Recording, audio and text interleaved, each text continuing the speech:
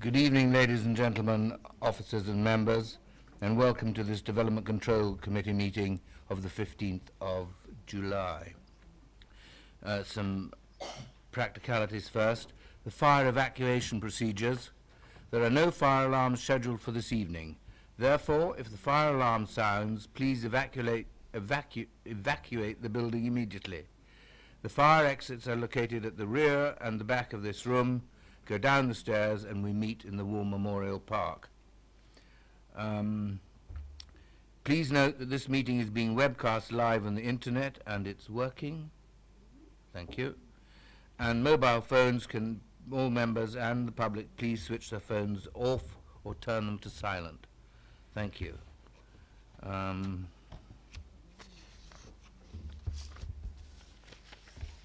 Apologies for absence and substitutions. I have Councillor Goodison is replaced by Councillor Robinson, Councillor Tomlin is replaced by Councillor Tilbury, and Councillor Bowyer is replaced by Councillor Richards. Declarations of interest. Are there any declarations of interest? No, thank you. Urgent matters.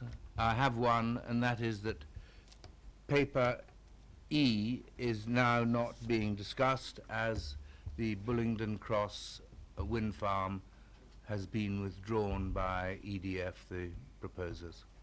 So anybody who's come about wind farms, you may go home. Thank you. Now the minutes of the meeting held on the 17th of June, members, have I got your permission to sign these? Agreed. Thank you very much. I will sign them later. And we move straight to applications, and the first one is land adjoining Forest Farm, Sandy Lane, Pamber Heath.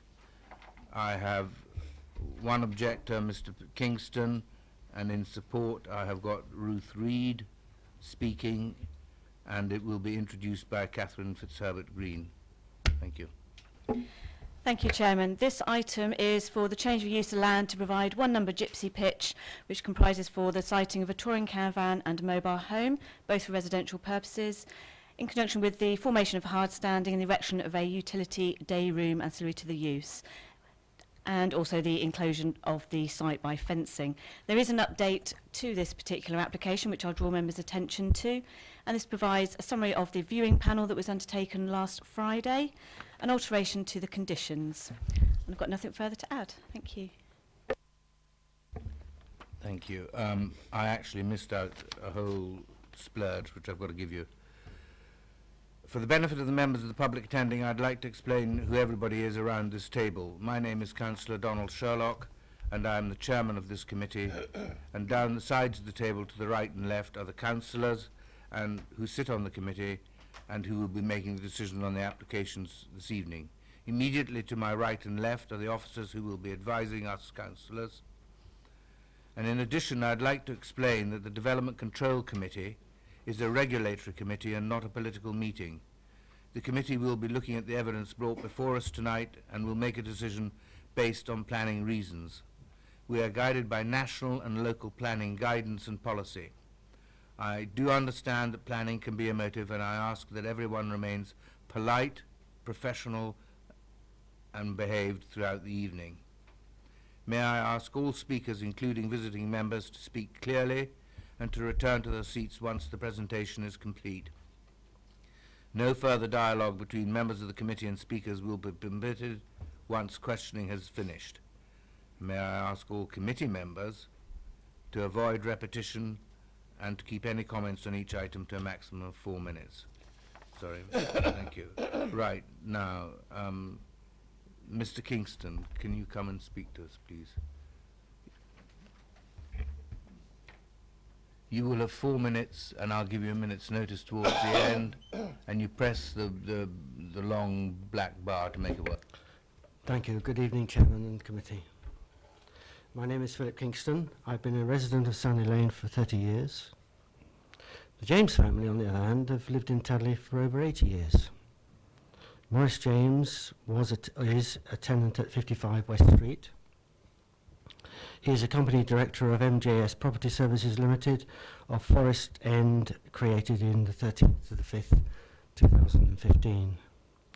The claimant has not demonstrated the need for a mobile home on the site and may still have an interest in 55 West Street.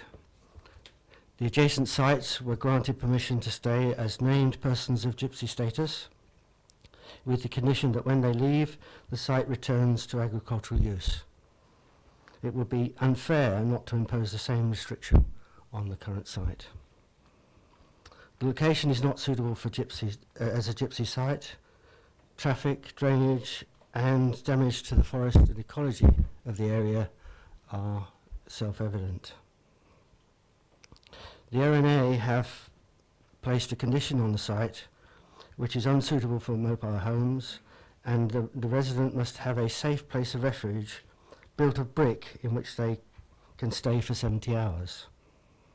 This means it's a house, not just a day room. This is not catered for in gypsy regulations. In fact, it means that the site is unsuitable for gypsy habitation. The council have a duty of care to prevent residents living where they could come to harm. There has already been erosion of the forest boundary to the east, and the former access to the forest for Englefield Estates tree extraction has been enclosed by the site and should be reinstated by condition. I therefore ask you to refuse this application. Thank you, Chairman. Thank you, Mr. Kingston. Wait a minute, we may have some questions I for do you. I do That's all right. apologise. Would you like me to extinguish the light? Yes, please.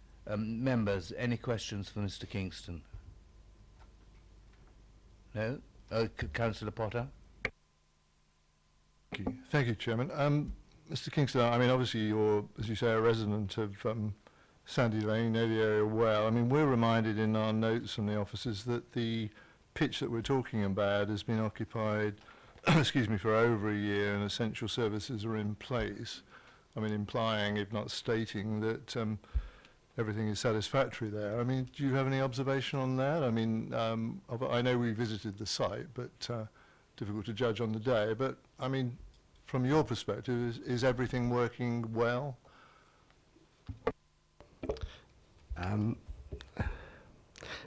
By well, you mean moving in a caravan over the weekend and then living in there without any enforcement action? No, it's not. I mean, the sort of essential services that we're looking at here obviously are in regard to the provision of drainage, the provision of, I guess, vehicle access insofar as, you know, what we saw was obviously a prepared vehicle access. The impact on the local area, from what we could see, I guess, would be minimal. I mean, you're a local resident. Have you noticed anything in contradiction to the officer's comments on there? Over the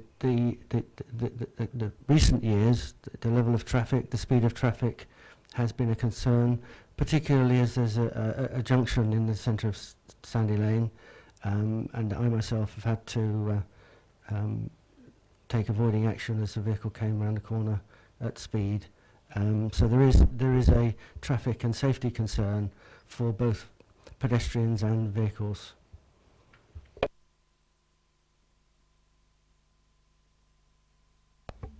Any other questions? In that case, thank you, Mr. Kingston, very much. Thank you, Chairman. Now, may I have Ruth Reid, please?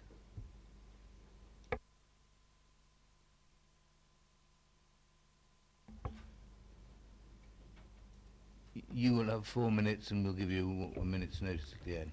Thank you very much. Good evening. I'm Ruth Reid. I'm an architect and a director of Green Planning Studio. I'm speaking on behalf of our client, Mr. James, in support of this application. This application is recommended for approval subject to conditions, and as I know you're very well aware, the committee is here to decide the matter on planning issues only. The objector has made a statement about gypsy status and the requirements of other pitches on the lane. You'll see in your officer's report that there have been recent rulings that have said that there is no requirement to determine gypsy status at the time that the application is made, but it could be a subject to be raised if there was an issue at enforcement. A condition alone is all that's required to ensure that the occupants of the site carry full gypsy status.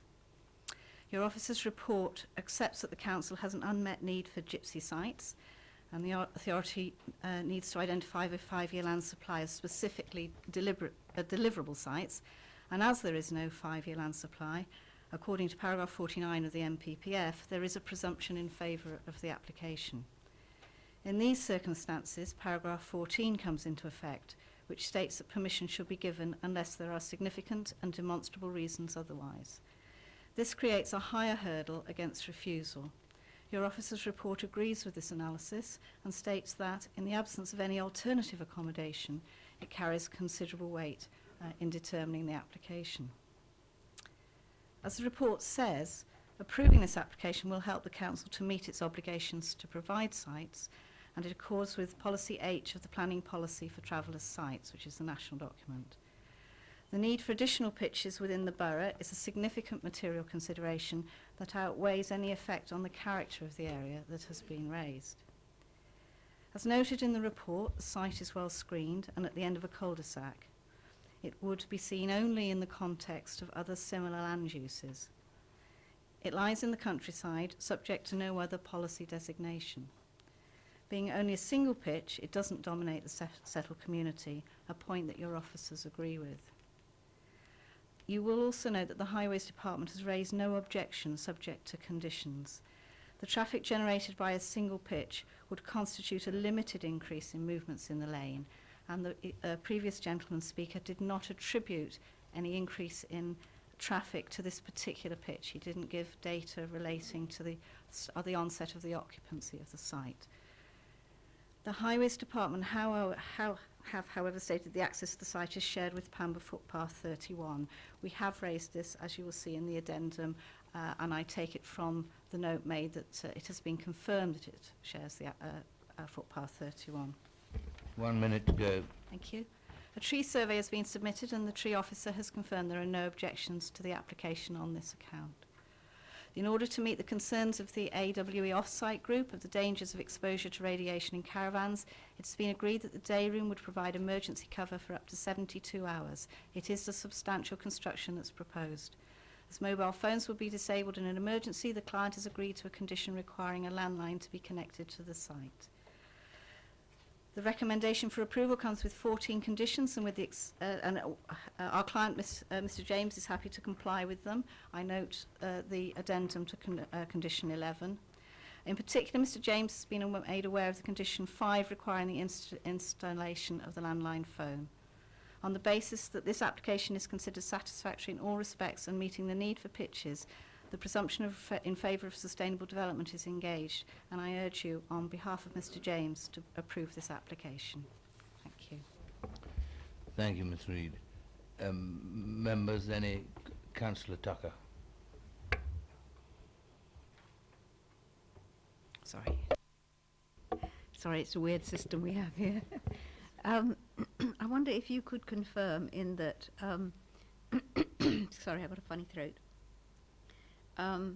that if we were to grant this application and Mr. James is installed, so to speak, would he comply with the condition with regard to being a gypsy or gypsy family? If required to demonstrate it, he would be able to do so. It's not a precondition to granting permission. Any other questions, members? Right. Thank you, Mrs. Reid.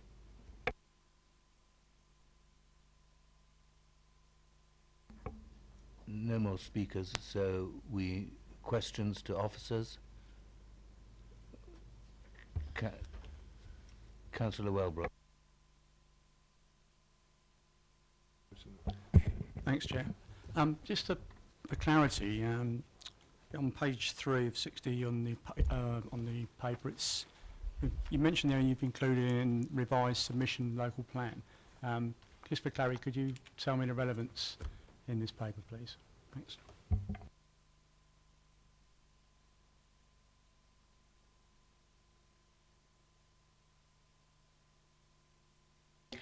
That inclusion is really just for your information, that we are at that stage. We do have that revised submission, but it doesn't actually carry weight in terms of the determination of this application. Councillor Potter. Sorry, Chair, it's probably me, but I just wonder in terms of the update sheet whether officers could just confirm the amended condition 11, which relates to the timber structure that we saw, describe it as you were already, but the 3-bay timber building. The intention of this is to remove the original condition that called for it to be demolished on the basis that that building would coincide with the siting of a proposed utility day room, but that's yet to be submitted, yet to be approved. I was trying to work through the logic of where we stood regarding that condition at this time. It's probably just me, but I'm sure you could. You are correct, in which the timber building that you see on site at the moment, its position does coincide with the proposed siting of the utility day room, which is subject of this application. Any more questions to officers? No? Right, then we'll move on to debate. Ward Councillor Tucker, would you care to start? Thank you, Mr. Chairman. I didn't ask any questions because I have plagued the poor officers up till now just to get everything straight in my head, and they have all, including the Hampshire Rights of Way, been exceedingly helpful, so I'm very grateful for that. What I would like to say that if the committee wishes to pass this application, I would ask that it is treated as the others along Sandy Lane have been, and have a named applicant, i.e. in this case Mr. Morris James, and return to agriculture at the end of his occupancy. I believe this would be fair to the applicant and the other occupants nearby, so that he is treated exactly the same. And secondly, the plan submitted with the application identify the historic track continuing round, I don't know whether you can show it, continuing round the application site on the Pampa Forest side. If you can yeah, that one doesn't show as well as the other one, but there you can see the light green coming down, and it goes on round there. And that is the historic track that goes into Pampa Forest.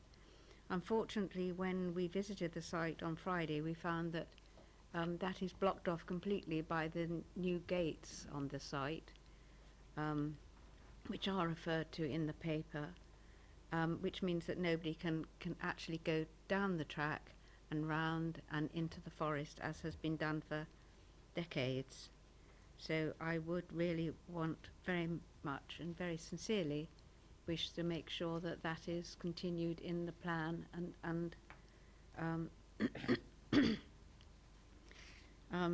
and Hampshire County Council has covered the protection of the footpath 31 in condition 8 and the informative 3.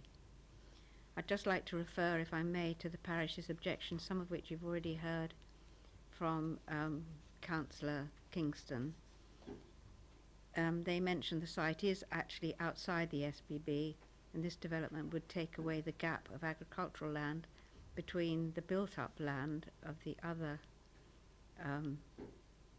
mobile homes and the forest. That's on page 4. Also, under reason for approval, it quotes that it is acknowledged that there would be some impact to the landscape character and scenic quality of the area through permitting of this development. I just wanted to make sure that you've all read that.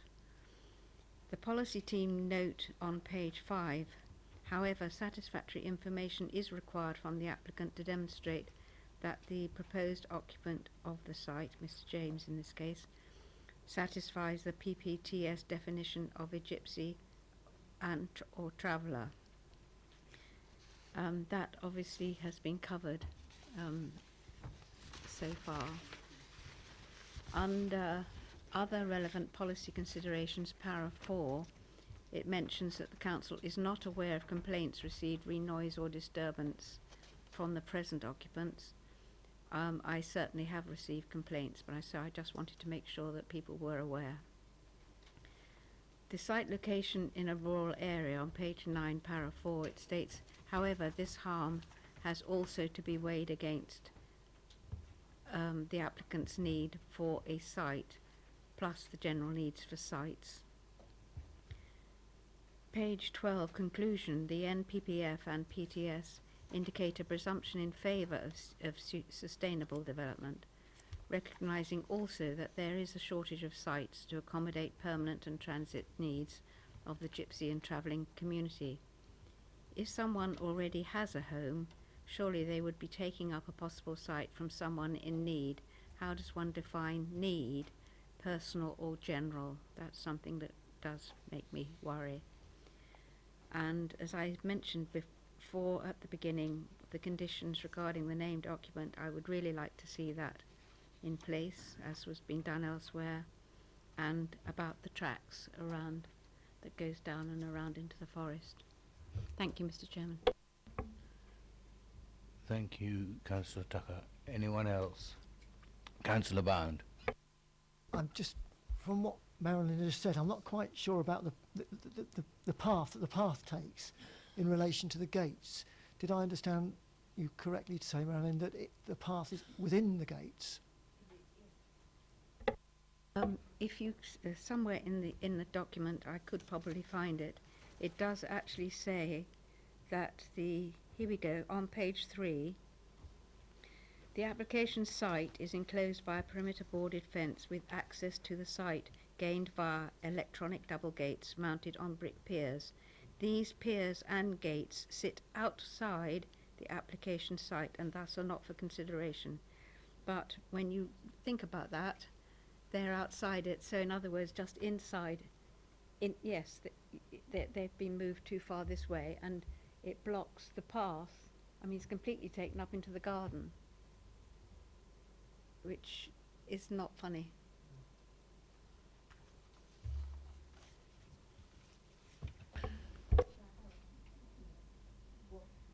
And could the officer then comment on that?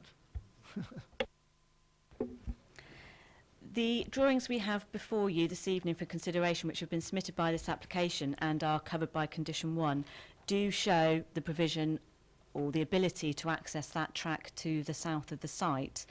Now, of course, if works have been carried out on site not in accordance with those conditions, then that's something we would have to investigate further. But at the moment, we are considering the drawings that are before you. Can I just add, the drawings before us are right, but on site it is not right.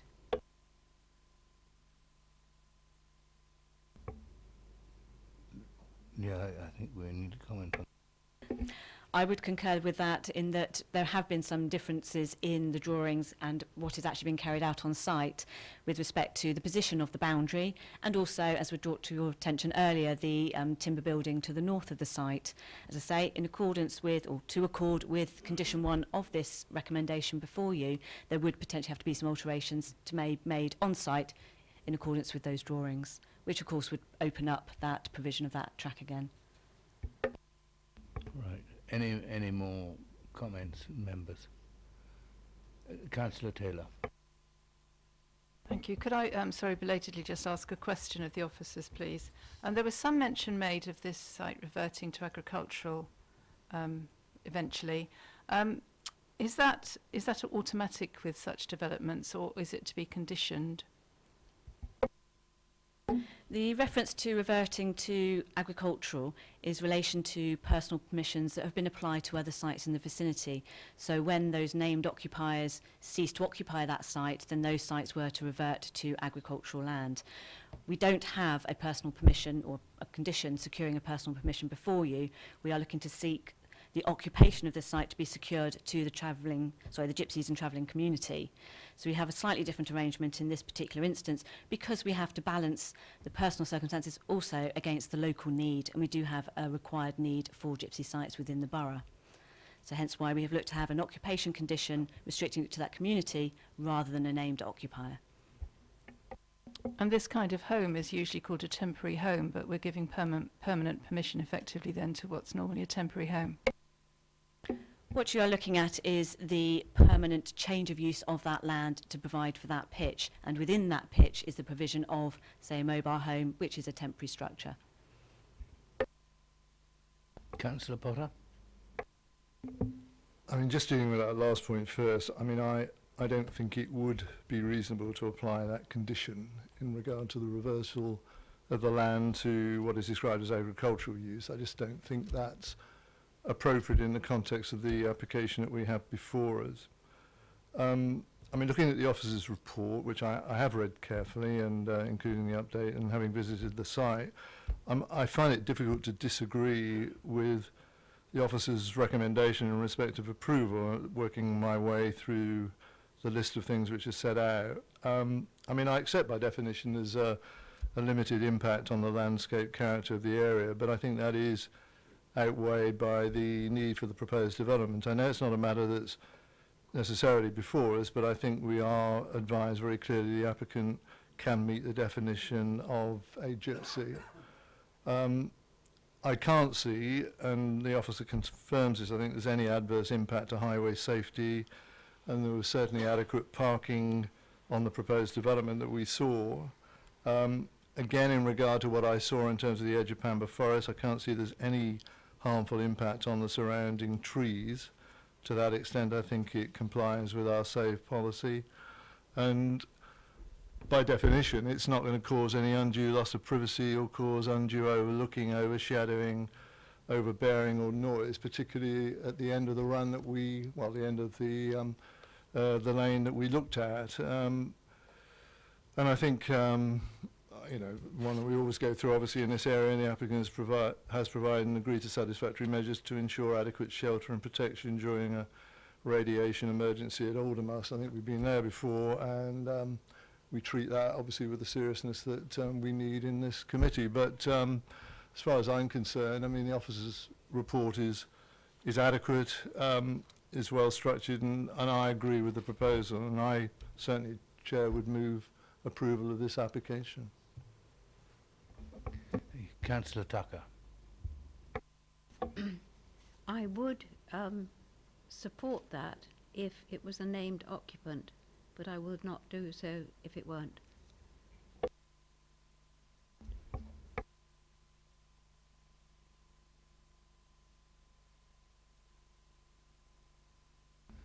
Do we have any seconders for the motion? Yeah.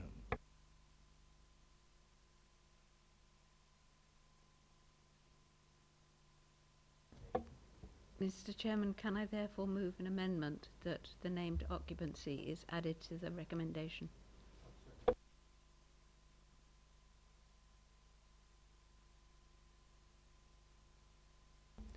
Right, we'll take a vote on the first proposal.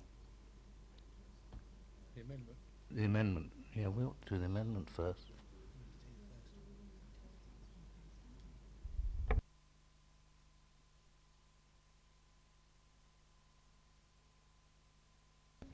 Okay, just whilst legal colleagues just check in terms of the order of which to take the vote, it's really just to reiterate, I suppose, what's in the report about personal conditions. I do understand the issue of consistency with others that have been down Sandy Lane in the past. I think the advice has changed over the years since those permissions were first granted, and the information before in the report really tries to detail that in terms of the practice guide notes. I think the issue with the imposition of a condition is that whilst understanding the reasoning behind it in terms of the consistency, I do feel that even if a condition was imposed, it wouldn't meet the tests in terms of necessary and reasonable and all other matters in terms of the MPPG guidance. and either it could be subject to an appeal just on that one condition, which is open to the applicant, but also it could be subject to a relief of condition application in future, which I think it would be very difficult for the council to resist. So, as I say, I do understand the reasoning behind wishing to seem consistent with others on Sandy Lane, but I think that the guidance has changed slightly, which would mean that condition would be difficult to defend if we were minded to put that on. Councillor Taylor. Thank you. Just asking Mike, wondering how that therefore ties in with page 6 of 60, where it gives some of the relevant matters when considering planning applications. This is the PPTS. It says, point C, other personal circumstances of the applicant. So that does seem to refer to a specific person. So effectively that's setting out that where the need for gypsy and traveller pitches can be justified through a planning application, it can be on the general need, as in this instance where there's the gypsy and traveller assessment has been undertaken to demonstrate a general need. There can, however, be a material weight put on the personal circumstances of an applicant. That's not been put forward in this particular application, and I think in those exceptional circumstances where a council were only accepting the development specifically on those personal circumstances, that the exceptional situation would apply where you would consider that personal condition. But I think without that, that it's very difficult to impose that condition. Councillor Potter. Could I just add, Chair, and it's by way of a question, I mean, I stand to be corrected, but as I understand it, because of the subtle changes in the legislation that covers these matters, even those that I think Councillor Tucker is referring to historically, could be the subject of new application to get that named applicant condition removed. I mean, that's the reality of it, and I would be very surprised in due course if that didn't happen. So, you know, with the best will in the world, in terms of seeking something which is watertight, has some integrity, it's not possible, really, and those applicants, sorry, those people will come back in due course, I would have thought. Thank you. Councillor Tilbury. Can I have some clarity, Chair? Because obviously I didn't go on the site visit, so I was quite surprised when this picture came up of the mobile home, because to me a mobile home is one that moves. Well, that's not going anywhere anytime soon, is it? I mean, it's not it actually says a touring caravan and one mobile home. That's what I would call a park home. It's fixed, you know. I mean, they are moved onto site in one piece, but that doesn't make them mobile. I'm a bit confused at the designation. I mean, that's not got wheels on it. It's not a caravan and it's not mobile. So it seems a bit of a confusing designation. If you could clarify that. So my understanding, you know, that to me is a house. It's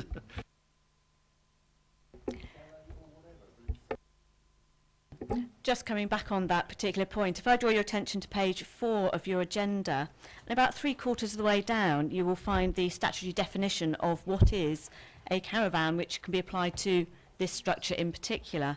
So it refers to the dimensions and also whether or not the mobile home is capable of being transported from one place to another, whether being by towed or by being transported on a motor vehicle or trailer.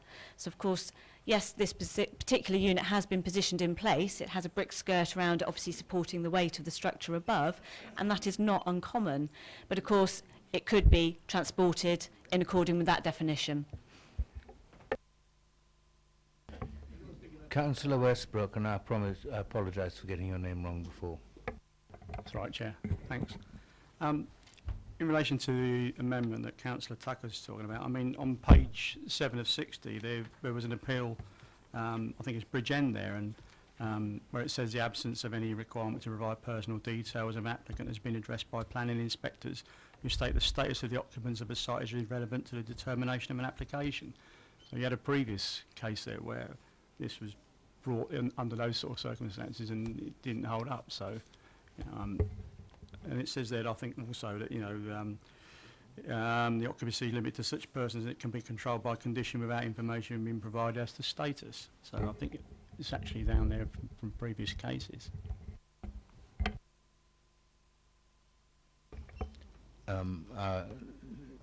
Suzanne's going to give us the legal situation.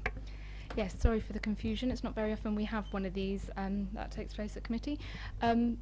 Ordinarily, we would think that we would take the motion that had been proposed and seconded first, but I've just checked the constitution and some notes that I'd prepared a while ago, and in such circumstances where there's been an amendment, we will take the amended motion first.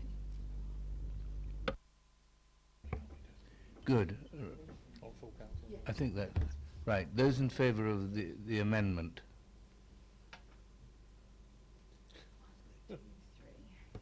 Those against? After all that?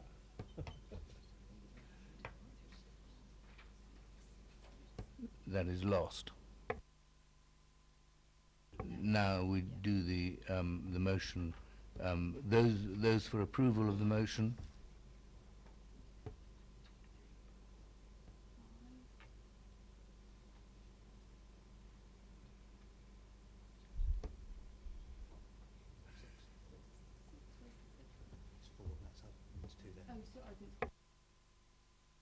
Those against? It is approved. Thank you.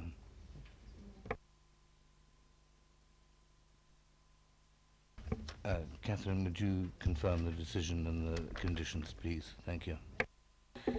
For clarity, I would confirm that that application has been moved for approval, and that is subject to the conditions in the agenda and also the amendments within the update paper. Thank you. We now move to item number 2, which is the land north of Marnell Park and the display of 6 flagpoles. Yeah. Oh, sorry. Sorry, I jumped the gun. I was going to move it. That was all. Yeah. There are no speakers, so you can introduce it straight away if you would, Catherine. Thank you. Thank you, Chairman. As you will see within the agenda before you, this is an application for advertisement consent relating to the flags and flagpoles and externally illuminated signs in relation to a development for residential purposes. There are no updates to this particular application, which is recommended for consent. I'll move it, Chairman. Members, do you feel happy if we move it from the chair? Agreed? Thank you. Approved. I will just confirm that that application has been approved. Item number 3, the same site, temporary sales and marketing suite with associated parking. Do you wish to introduce that too? Thank you, Chairman. As indicated, this particular application is actually for planning permission, but does relate to the previous advertisement consent that you've just considered in relation to the fact that we are actually looking to the building to which some of those signs that have previously been approved are going to be attached to, and also the flagpoles. There's no update to this, and the application again is recommended for planning permission. Members, are you happy that we propose this from the chair? Thank you very much. Approved. Sorry.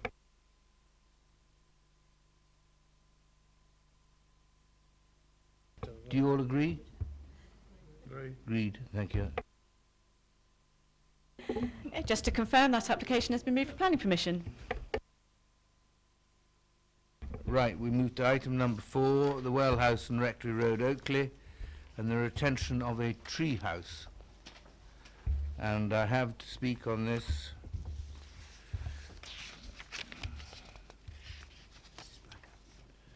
Mrs. Blacker, and she's there. Thank you very much. You have 4 minutes, and we'll give you 1 minute's notice. Oh, sorry, yes, the officer's got to present. Okay, this application is for the retention of a tree house. You'll see a summary of the site visit made by members on the update sheet. The application is recommended for refusal and for enforcement action as per the report. Right, thank you. Mrs. Blacker, you have 4 minutes, and we'll give you a minute's notice at the end. Thank you. Thank you, Chairman, members. Thank you for coming out last Friday to see the treehouse. I would simply like to reiterate that we consider, as do all the consultees, including the parish council, the conservation officer, landscape and tree officers, and local people, that the tree house has no harm on its setting. As I mentioned at the site visit, a full arboricultural survey has been submitted. Contrary to the planning officer's view, we do not consider the treehouse amounts to an undesirable domestication of the field. It is a simple timber construction that will weather. As you could clearly tell from your visit, the agricultural field is grazed by sheep. I have provided a photo of the sheep in the paddock, which I believe has been sent to all the members of the committee. Our 3 children, twins of 6 and an 8-year-old, use the tree house now and will hopefully do so for many years ahead, and would be devastated if it had to be taken down. Considering that it is agreed that it does not harm its immediate or wider setting, and the field is an agricultural use, we very much hope that you can support our application so that we can keep it. Thank you, Mrs. Blacker. Members, any questions for Mrs. Blacker? No? Right. Yeah. So I wasn't at the viewing. How long has the structure been there? It was put up before Christmas. Any more? Thank you, Mrs. Blacker. Right. Questions, members, to officers. Do we have any? No? Then let us move to debate. Councillor Taylor. Sorry, Thank the you. ward councillor. Thank you. Well, just very briefly, obviously this is retrospective, so we have to look at it as if it was coming to us for the first time as a proposal. I mean, I can say hand on heart that this is just the sort of thing I would automatically want to approve because it's slightly quirky and slightly different. And we do an awful lot of dealing with safe stuff, don't we, sort of houses and housing estates, and I just love this sort of thing. If this was a Victorian structure, it would be called a charming folly. And I think we need more charming follies in Basingstoke, to be honest with you. So, I mean, obviously you've heard from the applicant that she's very keen to let you know that she has no intention of making this a back garden. This is a field where sheep will safely graze around the tree house. And long may that go on. The only argument, as far as I can tell, for refusal is that, on a rather technical argument, I think, in this instance, that it's strictly speaking agricultural land and this is domesticating it. I think it will weather nicely. I think it will nestle in with the trees nicely. And in fact, I mean, although it talks about a buffer in Oakley, it's only yards from one of their gates, so it is really very close to the actual living quarters. So I would hate to see this go, and I would really like to see it stay. I think it's something that we need, and it'll be charming in Oakley. Thank you. Thank you. Councillor Tilbury. Yes, I mean, I'd very much support what Diane said.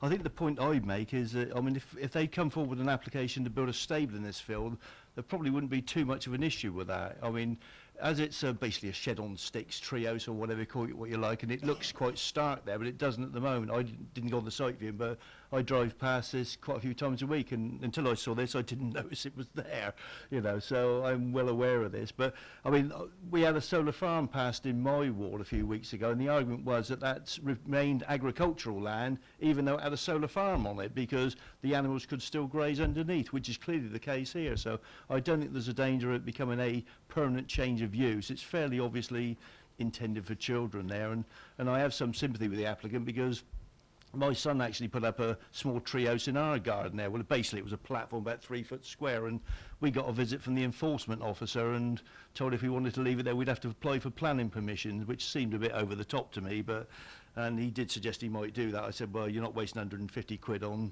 planning permission for a piece of wood up a tree that's only going to last a few years, but I suspect this will last a bit longer, but I don't see there's any real harm, and I think it's covered by the fact that there's no intention to build longer term. We appreciate the issues of building in the countryside, and we've obviously been quite hard on that in the past with applicants, but I think this is a treehouse, so it's clear what the intent is there.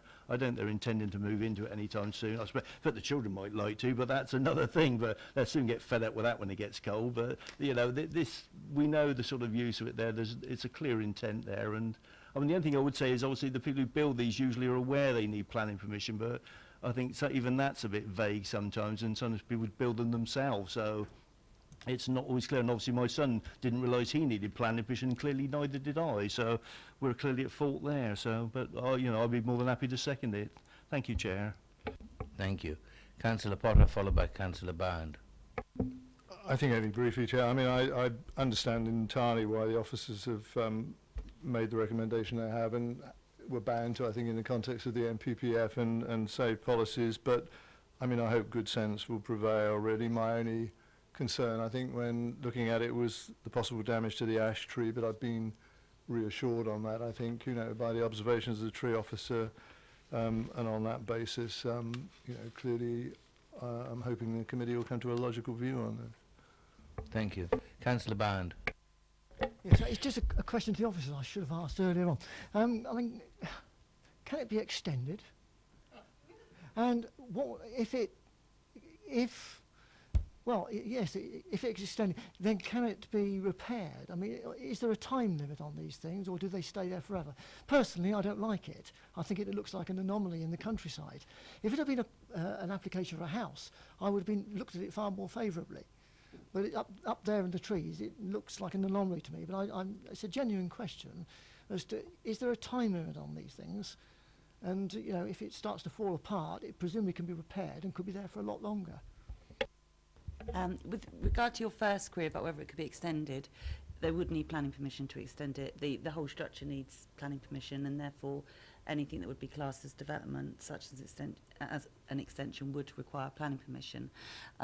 With regards to repairs, it would depend on the nature of the repairs. If they were just purely repairs and they weren't classed as development, then planning permission wouldn't be required. In terms of if members were minded to grant planning permission, it would be granting planning permission for that structure. There wouldn't be a time limit on it. It'd be like any planning permission, it'd just be granting it. Councillor Robinson. Thank you. Would it be appropriate with something like this to give planning permission for a period of time so that it was there for the children until they grew up, and the planning permission could expire in, say, 10 years, so that then it would come down and the site would be returned back to agricultural use?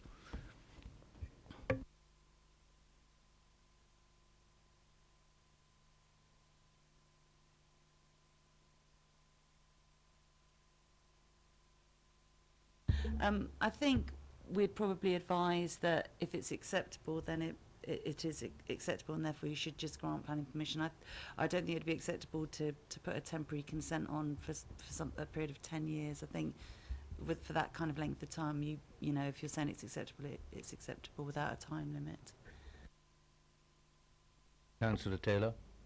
Yes, I mean, could I just say that I think it is charming, and I think it will weather with age, and I think it will look more attractive as time goes by, and I would quite like future generations to enjoy playing in an ancient tree house just as we enjoy our ancient follies. Right, we have a proposer and a seconder for approval. Can we vote on that, please? Those in favour of approval?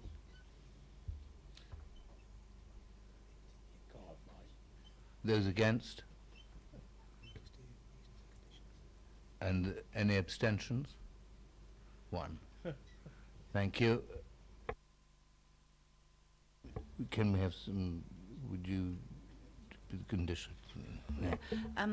I would suggest, if it's going to be approved, that it is subject to the normal standard plan numbers condition, and also in line with the tree officer's recommendation, he has requested that mitigation measures to address potential harm that has been caused to the subject tree through the inclusion of a suitable arboricultural condition.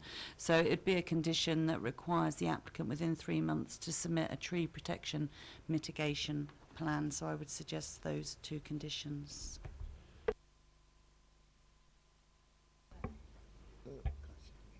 Yes. Thank you, Jess. Just a procedural matter, I suppose, but it sounds like the reason for approval would be around the fact that members feel there isn't an adverse impact on the landscape, and that there's no impact in terms of the domestic appearance of the building, and in fact that it would enhance the character of the area, leading from Councillor Taylor's commentary. All right, Councillor Tilbury. Oh, could I suggest we also add in under policy one, it makes efficient use of land? Well done, thank you. Right, and that's Councillor Tucker.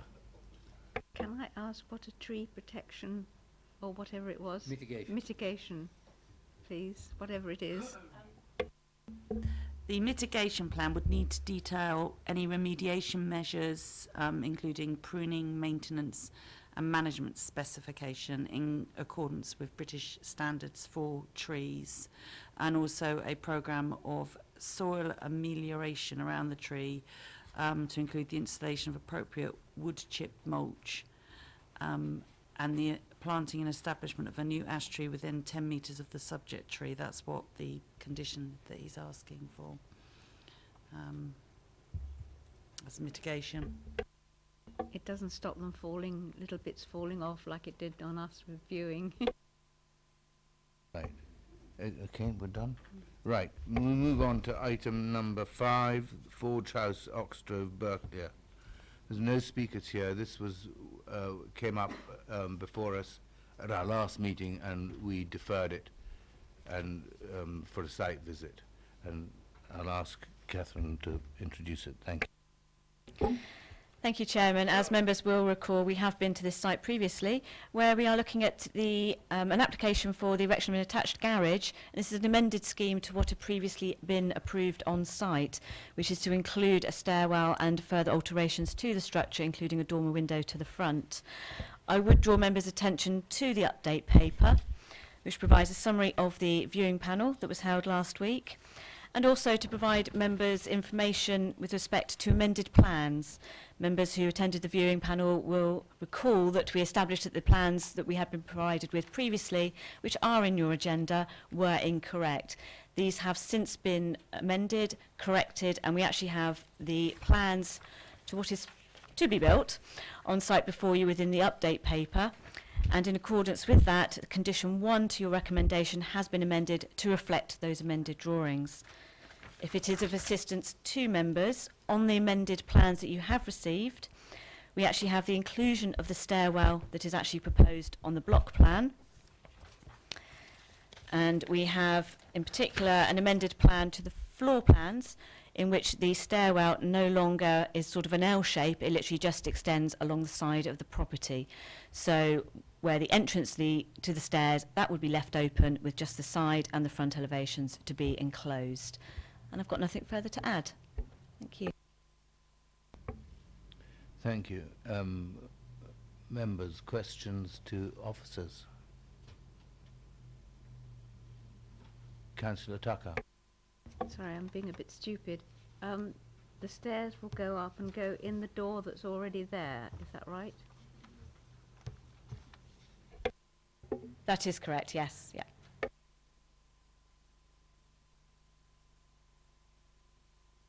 And can I ask you, the stairs are enclosed entirely, so there's the neighbours won't see people going up and down the stairs? That is correct. It's a blank elevation which you would see from the external side, both from the front elevation and on the side. And then to the rear, that is just open. There is no door at the bottom of the stairs. It is just open to go up to the stairwell. But of course, that entrance is fully enclosed at ground floor level within the curtilage of the property. Councillor Potter.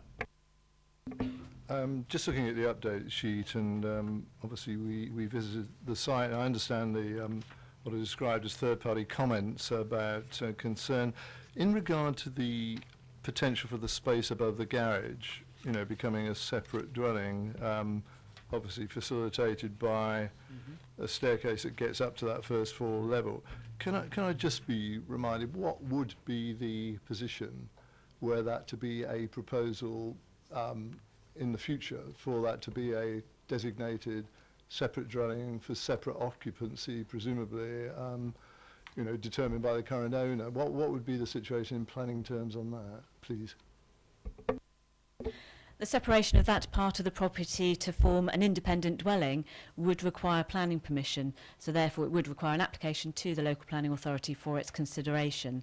As it stands at the moment, If I draw members' attention to page 37 of your agenda, we are proposing a condition, just to secure that in the current time, for the use to be ancillary to the main property, to prevent that subdivision occurring. Any more questions? Councillor Taylor. Could I just have clarity on the roof lights on the rear of this extension? There was one when we went to visit, but it says 3 in the application. Are there going to be 2 more put in? As you will see on your update paper when you're looking at the elevations, there are 2 additional roof lights that would be inserted which provide light to that covered stairwell. And those are the 2 that aren't present on site at the moment. Councillor Potter. I'm trying to sort of cover off, if I may, Chair, some of the points that I think probably I could anticipate where and still will be the subject of concern of people living nearby. But in terms of the Velux windows, which 2 of which I've got in my own property, well, I ought to say the property in which I live, that would probably be more accurate, but which are in the pitch of the roof. The simple fact is, on the pitch of the roof, if I want to look out of those Velux windows, I have to make a particular effort. Even at my height of nearly 6 foot, I have to get on something and look out of the window. I have to be determined to look out. I mean, they don't normally, by design, give normal overlooking of an adjacent area of land, do they? Am I right on that? That is correct, yes. And you will draw attention to your agenda, again page 37, there is a condition about securing that obscure glazing to reduce that further option for overlooking in any event, and have no openable parts above below 1.7 metres of the floor level, just to reduce that potential for any overlooking. Councillor Taylor. Just one more question. I'd assumed that there was no access from the house to this room in the roof, and that was why they had the external staircase. But in these additional neighbour comments, it says that it does have access from the house. Is that so? And if so, do we really need the external staircase? If I just draw your attention to the floor plans that are before you on the screen, there's no illustration of potential access or existing access into that garage space from either the ground floor, which would require interruption of the reception room that you can see before you, or at the first floor, which would mean going through another bedroom. So there is no access shown, there's no access proposed internally, hence why we need the external staircase. Anyone else? Right, we move to debate. Councillor Potter. I don't know whether I'm going to help or not, but if I dare start, really. I spoke about this at the last meeting, and as you remember, I think, Chair, I was inclined to move for approval at that stage, and I haven't seen anything following my site visit that would stop me moving in that direction again. I understand, of course, I think the aggravation of people when applicants move away from an existing planning approval and do things willy-nilly, which don't have planning approval, and we then start to talk in terms of potential enforcement and the like. But obviously our role isn't to sanction or punish people in those circumstances. We have to look at it in the context of the application that's before us. I know people find it unpleasant, obviously, to have dwellings that are built right up to the boundary of their own garden area, but again, in that regard, that isn't entirely unusual. And as I think I said at the last meeting, ironically, I mean, I find the structure above the garage and the new hip roof, small hip roof and all the rest of it rather more attractive than what was approved originally, you know, with a flat roof. So if I look at it, I hope objectively in that regard, I find nothing unpleasant in that design.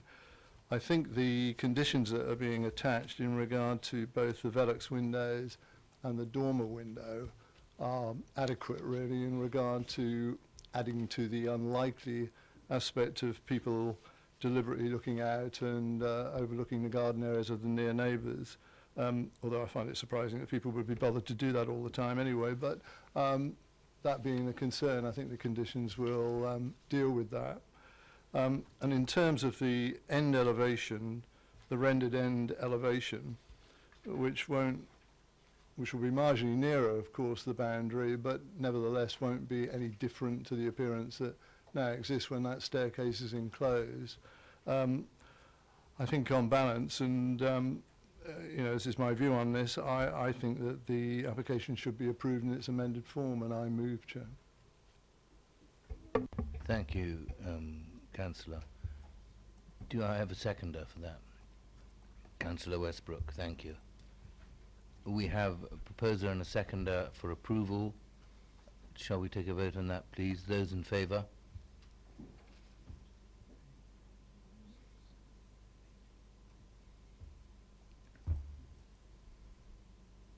Those against? No one. Abstain? 2. It is carried.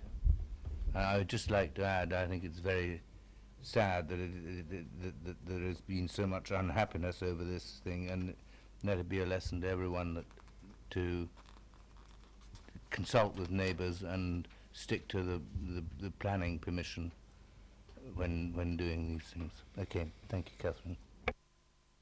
Just to confirm, that application has been moved for planning permission, subject to conditions within the report before you. Thank you.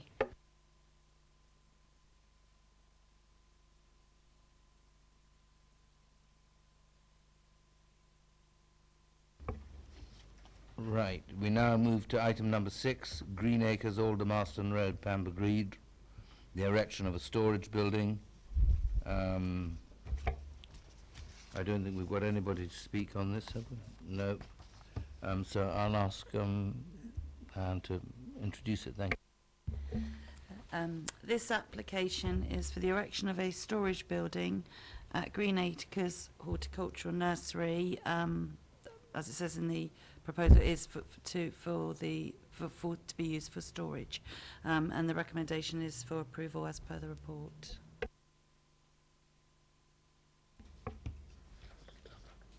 Councillor Tucker. Sorry, it's me again. I have no problems with this at all. The only thing that could concern us is that the landscaping from the previous permissions has not been implemented yet. And there is a footpath along there, which is reason for the landscaping condition. And how can we encourage them to do the landscaping?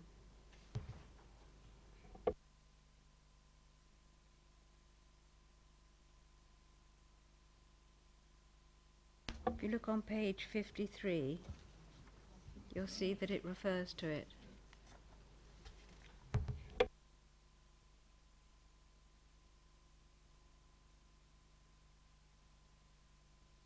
I think it's something we would need to pursue separately, and we can get one of the enforcement team to investigate it in relation to the previous application, which is where the condition bites. So we'll take that back to the office and make sure that's looked into. I would have thought it was easy enough for them to get the trees to plant.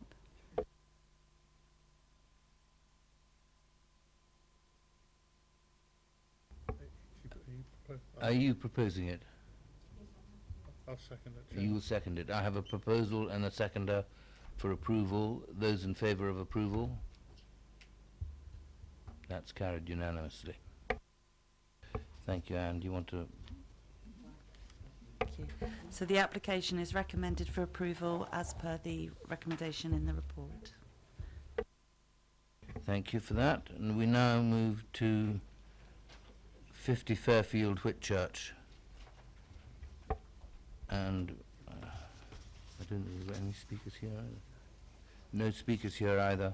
So Anne, over to you to present again. Okay. This application is for a single-storey side and rear extension. To bring to your attention, the application is brought to you today because when it was submitted, the applicant was related to an employee of the council. And I just need to draw to your attention that you'll see actually from the 13th of July, the applicant is actually now an employee of the council. It's recommended for approval. I have a proposal to move it straight away from the chair. Seconded, thank you. Can we move that? Those in favour of approval? Unanimous, thank you, carried. Mr. Chairman, can we just go back to the last one? Anne Yes. didn't mention the landscaping bit. So that will be picked up, will it?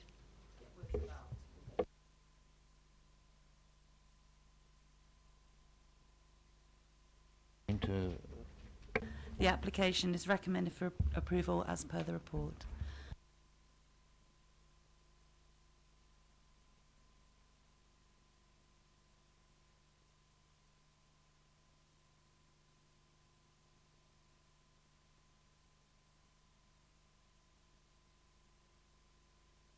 Right, members, the officers are going because they're not required anymore.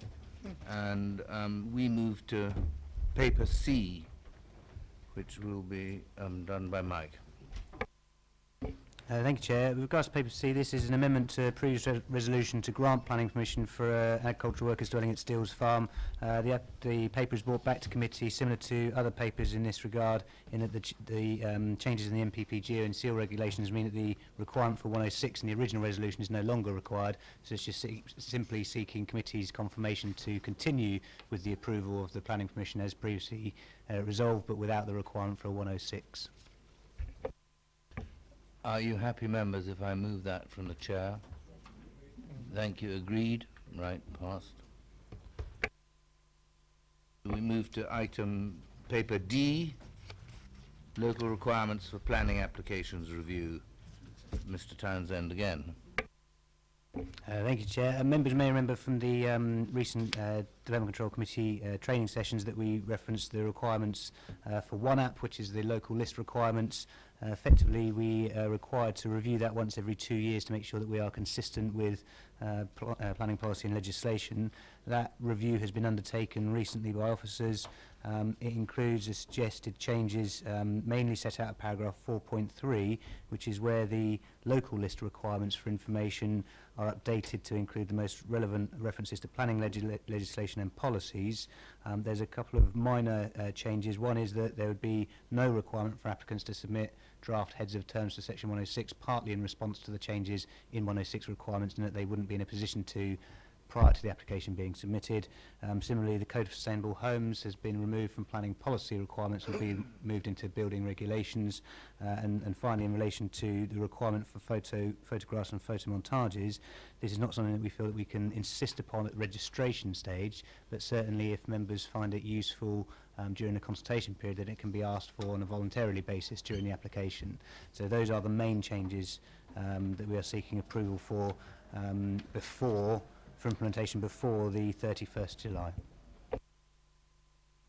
Are there any questions? Councillor Potter. Sorry, if I may, Chair, just a small point under 4.3, and I express my ignorance anyway, really. I didn't realise in terms of the requirement in terms of number of plans that are referred to, I didn't realise it was as definitive as that, but it was 4 and it's now 3, is it? And is there any variation on that if somebody needs more than 3 to show something a bit more clearly? I mean, I'm bemused by that, really. It used to be 10, so it's come down from 10 to 4 to 3, but effectively it's the number of copies. So if they submit one set of plans, location plan, elevation, so on and so forth, they need to send it in duplicate 3 times.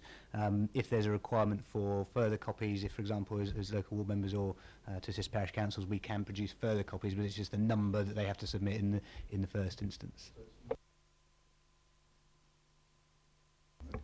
Any more questions? We have to approve this, members, so I will move it from the chair. Seconded. Thank you, Councillor Tucker. Those in favour of approval? Carried unanimously. Thank you. We don't move to item E because it is no longer. And so at 7:37 we close the meeting. Thank you.